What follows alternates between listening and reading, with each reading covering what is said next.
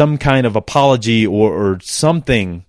Obviously, you can't always make up abuse and things like that. I'm not saying that at all.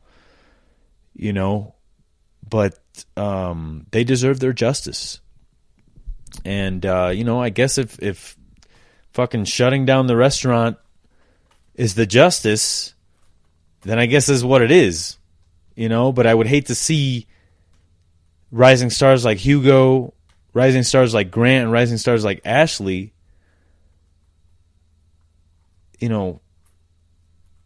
fall because they decided to work here and then this article comes out.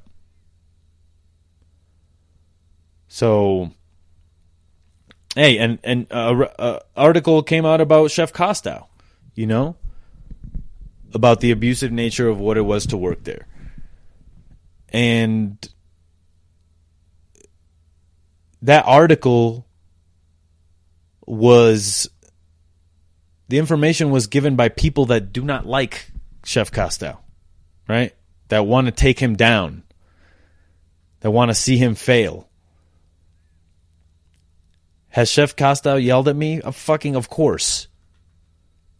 But I can tell you this, it was never in an abusive personal way. And it was definitely because I was doing some dumbass shit. And when I was trying to be the best, he was the one there forming me, right? Chef Cat was the one there forming me. Chef John was the one there forming me. And I talked about this before. I was a hard-headed fucking asshole, right? I needed the beatings. Does that work for everyone? No. And I at no time felt like anybody crossed the line personally with me and personally abused me. I might have gotten yelled at. I might have gotten some, beef passed back to me in an aggressive manner, but it's because they expected more from me. They expected perfection. And it's not for everybody. But we definitely can't have the mentality of if you don't like it, you can leave sort of thing, It works for some things. It doesn't work for everything, and that's a mentality I had for a long time. If you don't like it, you can leave. But then through looking at my behavior and myself, I was able to fix certain things that I was doing wrong and certain reactions that I would have, Because at the end of the day, all these people are trying to do is do a good job for you. And if they're not trying to do a good job for you, then they shouldn't work there. But these cooks of yours as chefs are not your enemies. There's always teachable moments. There's always time you take to convey a message. But it should never be at the expense of anyone's mentality. No one should ever be brought down to feel less than a human being. And I have never done that in my fucking career. But I definitely do understand people that have felt that way. That maybe thought I was doing that, or maybe thought that Chef Costow was doing that, or that's just an example because I worked for him. And I think as managers and leaders, we need to be more open with our cooks and our staff when things of that nature happen. And that's what I feel like. I don't know that Blaine Wetzel has made a statement, right? He probably did, but it's a very short one. I'd be on motherfucking IG Live every day making sure people knew, just put a goddamn TV camera in the kitchen 24 hours a day where we can hear and listen to everything you're doing. And prove that you've changed the alleged ways, And I'm saying alleged because they haven't been to court. And I'm not I don't know what's going on. I wasn't there. You know what I'm saying? All I'm reporting on is the articles that I've read. And I have my own opinion. And not everybody has to agree with it. I'm just talking through these things because that's the best way to gain new insight into the way your own mind works, really, because no one's here. I'm not talking to anybody. I'm just talking to myself, basically, unless you're listening. But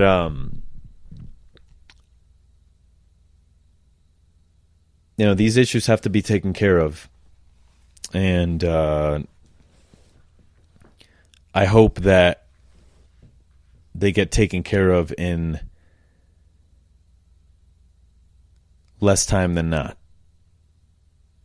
And as a man, and as other men out there, and obviously ladies too, but men are the one that are usually doing this kind of shit. Call out your fellow man. Don't let them talk vulgar in front of women. It's as easy as that. That's the smallest thing, but it's still offensive. Women don't want to hear that shit. So we got to fix our behavior, and we got to help our brothers fix their behavior so we can get some fucking wear. Okay? And that's the last thing I'm going to say about that. Because honestly, I'm sick of fucking talking about it, but every fucking week it seems to be that there's a new thing that comes out that we didn't know about before, and somebody's sexually harassing somebody else. And I'm tired of it. And if it happens in front of me, you're getting punched in the face. And that's it. Hardcore justice. You understand? Sorry to get so violent, guys. This is not good. But anyway, past that, Chef Ryan Pfeiffer. We talked about fucking sex, drugs, and rock and roll. Not as much about the sex. More about drugs than anything.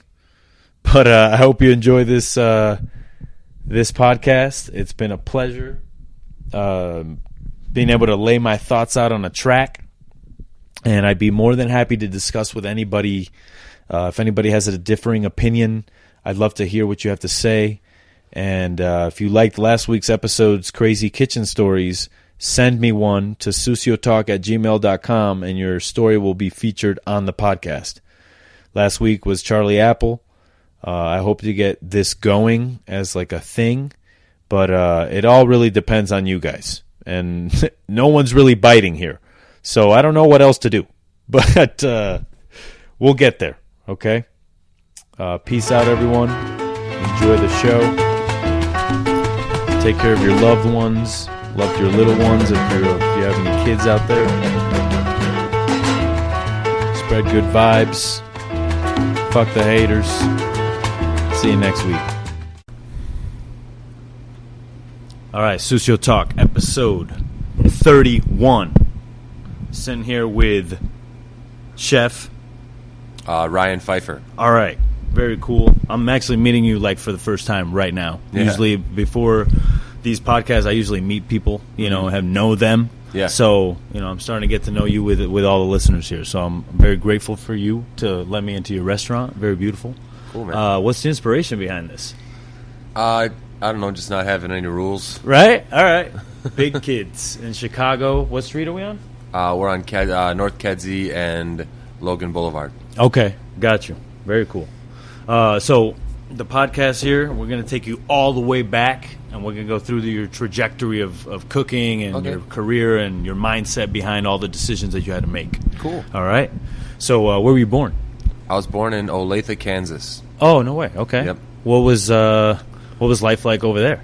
In all honesty, I only lived there for about 4 years, and then my dad took a job in Illinois, and so we moved to the south suburbs of Illinois in a town called Tinley Park. Okay.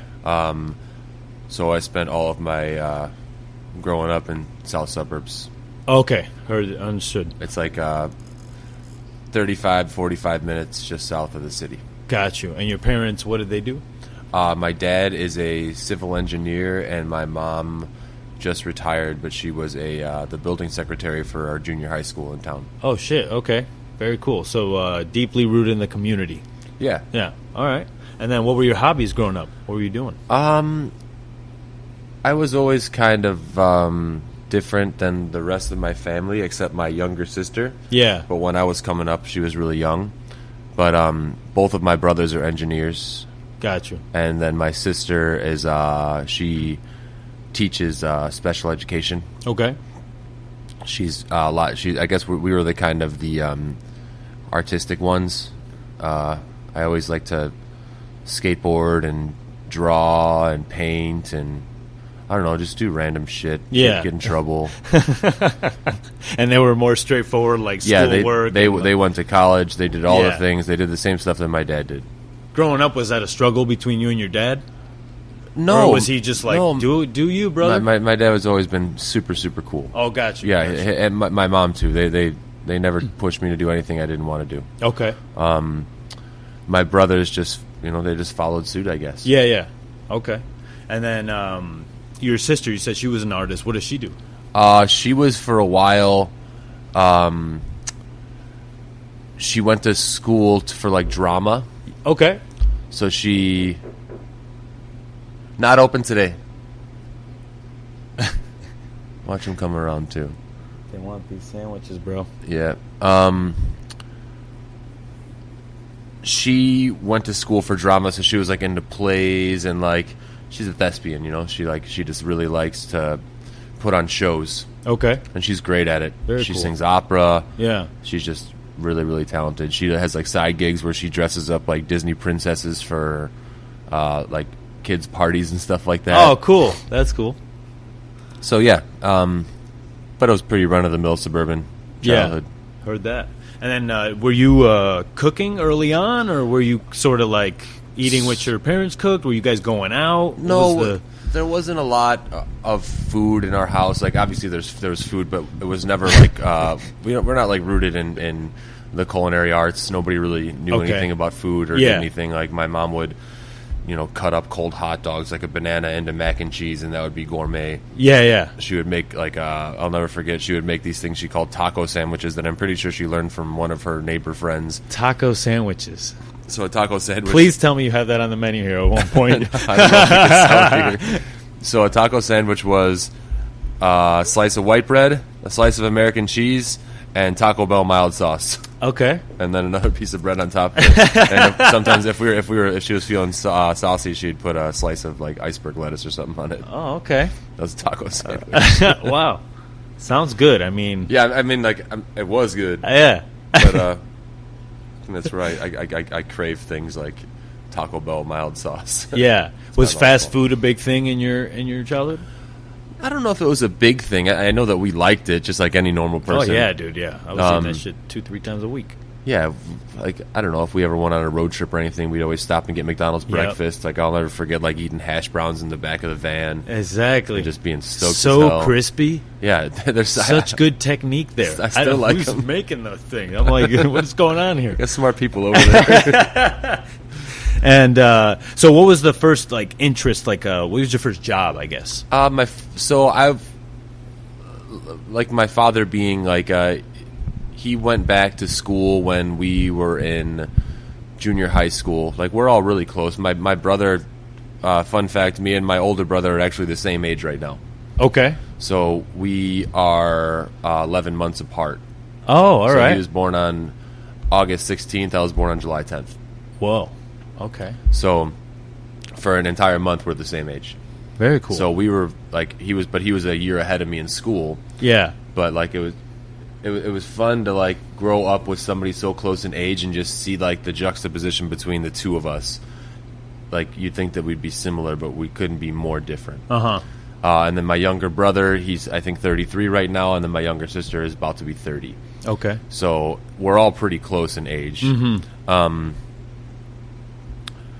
But what was the question again? Your first job. Oh, my first job. Yeah. So my dad always wanted to get us working right away.